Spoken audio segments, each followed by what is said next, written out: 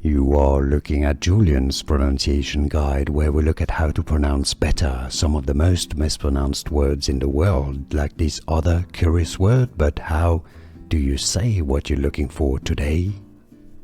Let's learn how to pronounce these two names, more biblical terms. Make sure to stay tuned to the channel for more names from the Bible that many struggle with.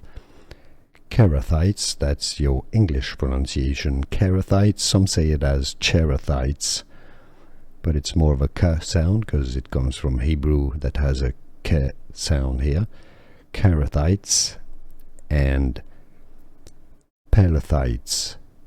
Cherethites and Pelethites. It's easy, and now you know. Here are more videos on how to pronounce more confusing words and names too many mispronounced. Like this video if you found it useful. I appreciate your support. I'll see you soon, and thanks for watching.